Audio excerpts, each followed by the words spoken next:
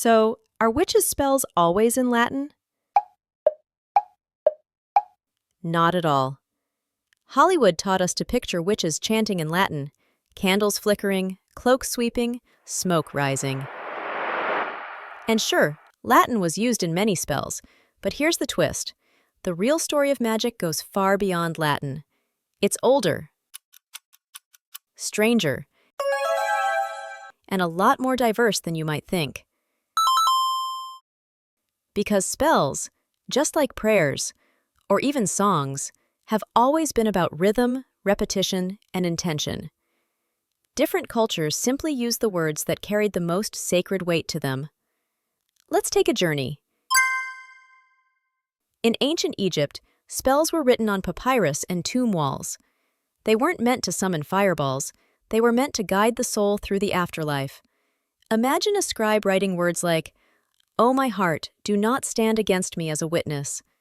Not a curse, a plea for mercy.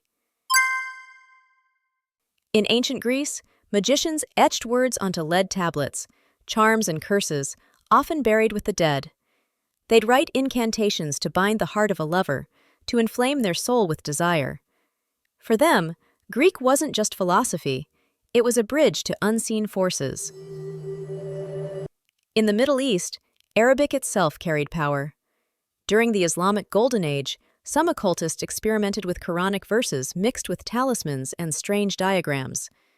One infamous book, Shams al-Ma'arif, became notorious for this. But it was highly controversial, because in Islam, the Quran is divine revelation, not a tool for sorcery. Meanwhile, in medieval Europe, not every spell was in Latin. Ordinary people prayed and chanted in their own dialects. Take the Old English 9 herbs charm. It reads like poetry, a remedy against poison, calling on herbs to heal. German and Slavic witches, too. They rhymed in their mother tongues. Magic didn't always sound like Latin. Sometimes, it sounded like home. Travel to West Africa, and you'll hear Yoruba incantations called Ofo. They were sung with rhythm and repetition, calling on spirits of the crossroads to open paths for fortune. The magic wasn't in the ink on paper, it was in the voice, the beat, the breath. And even here, in the Philippines, before Spanish colonization, babaylans, shamans, chanted in Visayan or Tagalog, healing rituals, calling on ancestral spirits, the Anito. Not Latin, not borrowed, but deeply, locally sacred. See the pattern? Magic speaks the language of the culture it lives in. Latin only became the spooky language because of the church's power in Europe, and later, Hollywood horror.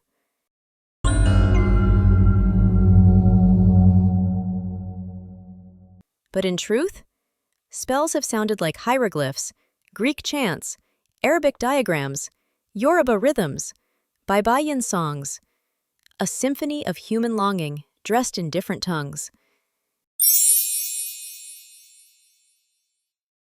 And that brings us to something deeper. What's the difference between a spell, a prayer, and a song? Different cultures, different words, but the same idea. Words carry power. Think about it. A prayer is spoken to God, asking for guidance, protection, or blessings. The Quran reminds us, "Call upon me, I will respond to you." Prayers reach God, and He answers. A spell, by contrast, tries to bend unseen forces to your will. And a song? A song moves hearts, stirs emotions, and sometimes can even feel transcendent. They overlap in rhythm, in repetition, in the belief that words, spoken beautifully, can shape reality. Now, you might be wondering, if prayers, spells, and songs all share rhythm, is that why music is considered haram in Islam? Well, not exactly.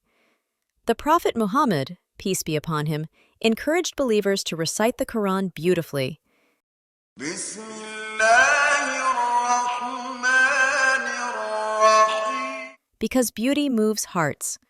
The danger isn't rhythm itself, it's when music becomes a distraction, a temptation, or a doorway to the same emotional manipulation that spells often use.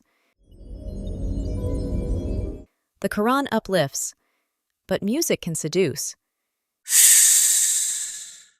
And speaking of rhythm, ever heard the children's rhyme, Ring Around the Rosie?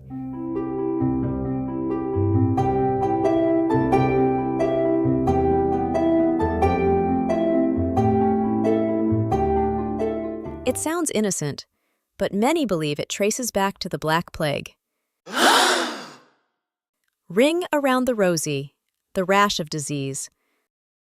A pocket full of posies, herbs to mask the stench of death. Ashes, ashes, we all fall down. Not just play, a memory of mass death, hidden in a lullaby. So whether it's a spell in Latin, a prayer in Arabic, or a nursery rhyme sung by children, words carry weight. They carry rhythm. They carry power. And what matters most is where you direct them. Are you directing them toward Allah? Or are you moving further away from Him?